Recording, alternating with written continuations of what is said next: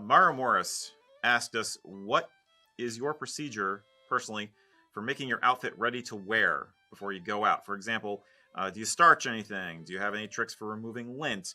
What sort of details do you worry about, or do you feel people overlook before they leave the house for the day? If you're doing your thing in the morning. Yeah. Say make sure your shoes are polished. If if you're so inclined. Mhm. The I'd really say it just kind of I've been wearing kilts for 17 years, so it's kind of second nature. So I don't have a routine other than, well, I have a very, very keen eye for detail. I will say that. So even if a minor thing is wrong, I will pick it out and see it. Um, to the detriment of some of the people who work here.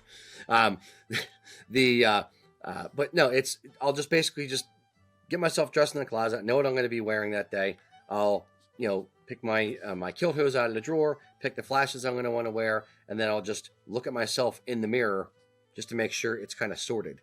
And then, when I'm putting on my kilt hose, making sure that I'm adjusting the flashes to the proper position while I'm putting the hose on, not just kind of throwing the flashes on, but I try to pay attention to the minor details as I'm doing them so that when the time you stand up and your outfit's together, it looks good as a full outfit. Mm-hmm.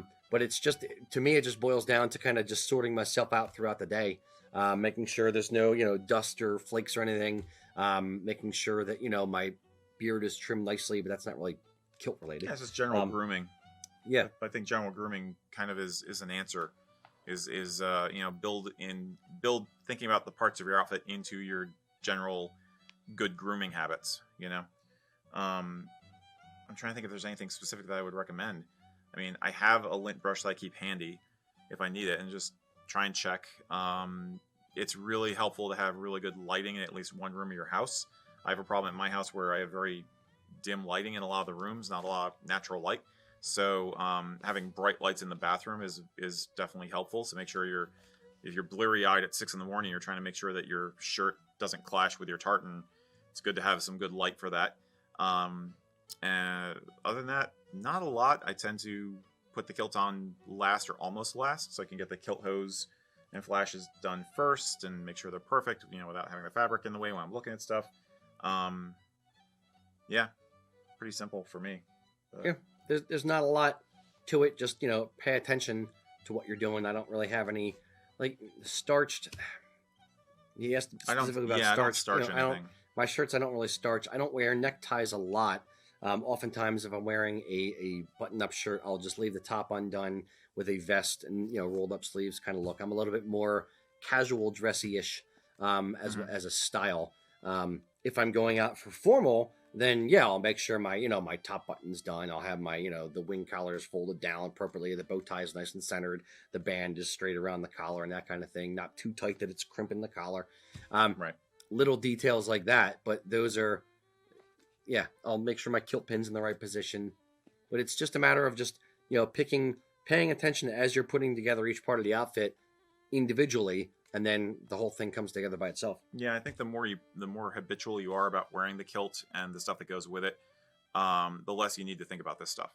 It becomes second nature, like you were saying. Yep. I would say just keep an eye on the maintenance level or the fatigue factor, I might say, of your various items. Like you can be really well put together, but if you have really nasty ring around the collar or underarm stains on your shirt, that kind of detracts. So those are the kind of details I'd look at.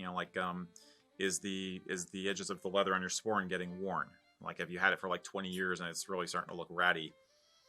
Little things like that, just maintenance level things or fatigue of the material kind of things is what I'd think about. I would say this: the ring around the collar thing, absolutely. Two, if you're going to be going out for a formal evening or somewhere where you don't want to, where you may be hot and you might sweat, I'd say put on an undershirt so that it kind of absorbs, pit sweat kind of thing. For the sporran, there's a warmth and a something to having a well-worn day sporran. Sure. Like if you look at Prince Charles sporran, it is an old sporran, and actually the hunting sporran is the one I'm thinking of. the actual the one, I believe it's the far left or one of the ends. The leaf is actually torn on it if you look closely at the photo. Interesting. But he still wears it because Okay. it was his father's or grandfather's or whoever's Sentimental. sporn. Yeah, it's a Okay. sentimental thing. Okay. Um, That's cool. I would say that doesn't translate nearly as well to dress sporns, where if you have an old, like let's say sealskin dress sporn that's from the 1930s, and the sides have been rubbed bare from wearing it on a kilt and sitting down and getting up and moving around, that's going to look sloppier than a well-worn, well-loved dress or day sporn. Gotcha. Okay. But it's also day sporns for casual, where it's okay to be a little bit less crisp, a little softer on the edges, versus formal, which is more, pristine. Also, he's a prince. He can kind of do what he wants. It's true. Yeah. He has good style, though. He does. Say what you will about him. No, he really does. Yes. He's definitely a poster boy for us in many respects.